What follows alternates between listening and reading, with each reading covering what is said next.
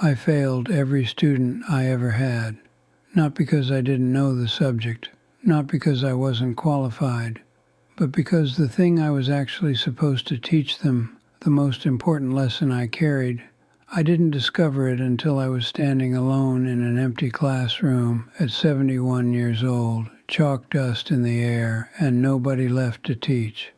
Let me tell you what 43 years of standing in front of a chalkboard actually taught me, because nobody warned me, nobody sat me down, and by the time I understood it, the bell had already rung. I grew up in a mill town in the north of England where the only two ways out were a football scholarship or a library card. I didn't have the legs for football. My mother was a woman who ironed other people's shirts for money and came home with her hands cracked and red, and she had this fierce, almost violent belief that education was the ladder out of all of it. She'd press those shirts and say, "Raymond, you are going to be somebody that people listen to." And I took that in like oxygen. I took it so deep it became the whole architecture of who I was. So I studied. God, I studied. I won a place at university when nobody from my street ever had. I graduated top of my cohort. I stood in my mother's kitchen holding my results letter, and she cried so hard her shoulders shook, and I thought, right, this is what I'm here for. Teaching, meaning, purpose. I started in 1979 at a comprehensive school in Manchester with peeling paint on the walls and radiators that clanged through every lesson like someone trapped inside them. And I was electric in that classroom. I mean that. I could feel it. The students leaned forward.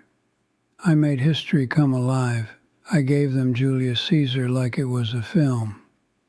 I brought the trenches into the room so vividly that a boy named Marcus once told me he dreamed about it. People noticed, department heads noticed, and then the politics of the institution noticed, and that's when the slow erosion began. Why should you listen to me? Because I spent 4 decades inside the machinery of education. I rose through it. I chaired committees. I wrote curriculum frameworks that went national. I was named in a government report on pedagogical excellence. I have letters after my name and a CBE in a box in the spare room, and none of it, not one single credential, taught me what I'm about to tell you. These are the things I wish I had known at 28 instead of 71. Lesson 1. The institution will take everything you offer and ask for more. In 1987, I was offered the head of department role. I was 35. My wife, Caroline, was pregnant with our second child, and she sat across from me at the kitchen table and said very quietly, "Raymond, you already bring home more work than the house can hold." And I told her, with absolute certainty, that this promotion would change things. More authority, I said, more control. I'd be able to shape things from the inside. I want to tell you what actually happened. The promotion didn't give me more control. It gave me more obligation. The meetings doubled. The accountability paperwork tripled.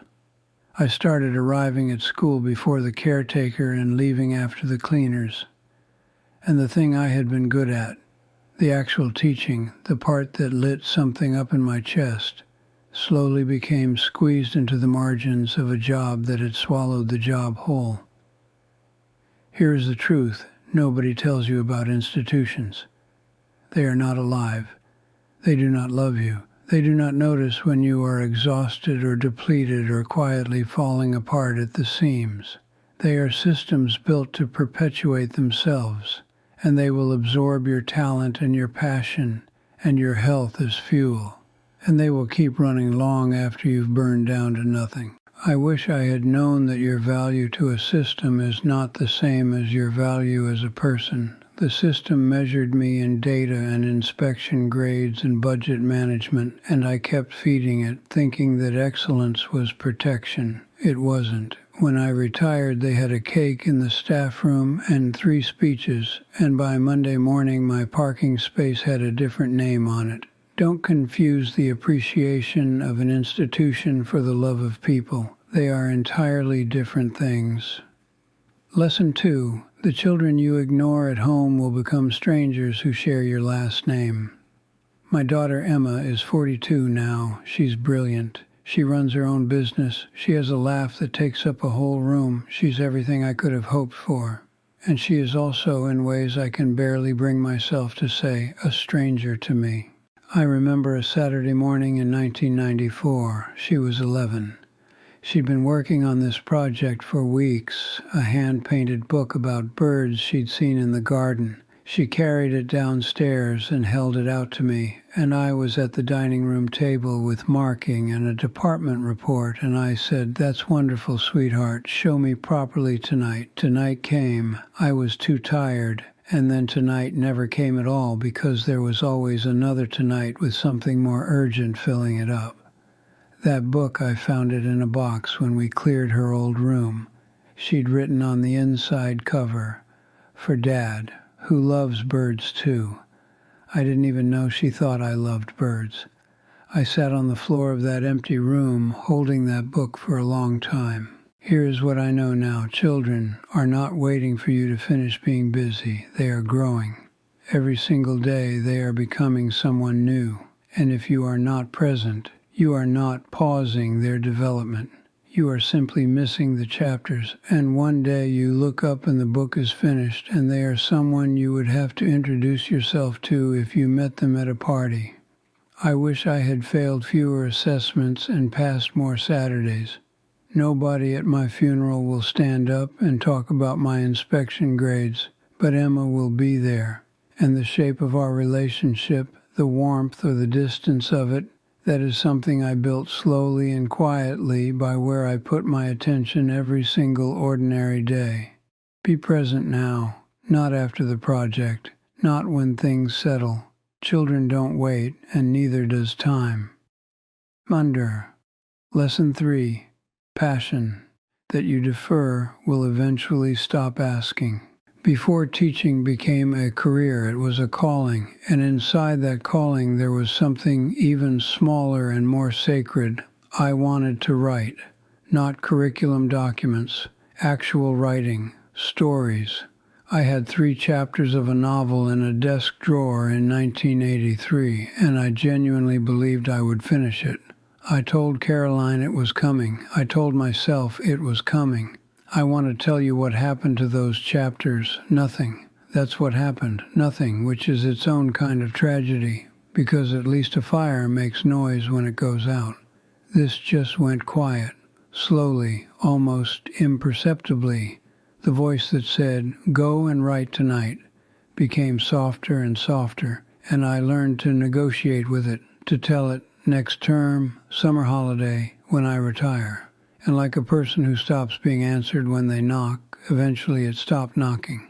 I retired in 2017, and I sat down to write that novel with all the time in the world in front of me, and I discovered something devastating. The urgency was gone. The hunger had moved on. The thing about creative passion is that it is a living thing. It needs feeding. Ignore it long enough, and you don't get it back on demand just because you finally have an empty afternoon. I wish someone had grabbed me by the collar in 1985 and told me that the dreams you abandon are not stored safely for later. They decay, they go stale and thin, and eventually, if you leave them alone long enough, you reach for them and find only the outline of what they used to be. Whatever is alive in you right now, the project, the creative work, the thing that makes your mind light up when nobody's watching, do not tell it to wait. It will not wait forever. Nothing that's alive can. Lesson 4. Being respected is not the same as being known.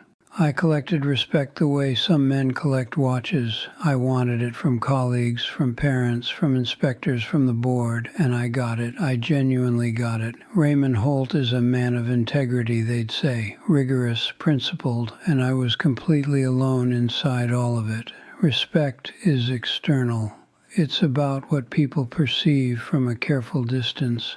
And I was so committed to maintaining the image of the composed, capable professional that I never let anyone close enough to see the actual man. The one who lay awake at 2 a.m. catastrophizing about whether he'd handled a staff meeting badly. The one who cried in his car in the school car park after a brutal inspection week and then straightened his tie and walked back in. The one who had no idea, genuinely no idea, how to tell his wife he was frightened. Caroline tried. For years, she'd reach toward me emotionally, and I'd give her competence in return. She needed vulnerability, and I handed her efficiency. It's a terrible trade, and you don't realize how many times you've made it until one person, tired of reaching, simply stops.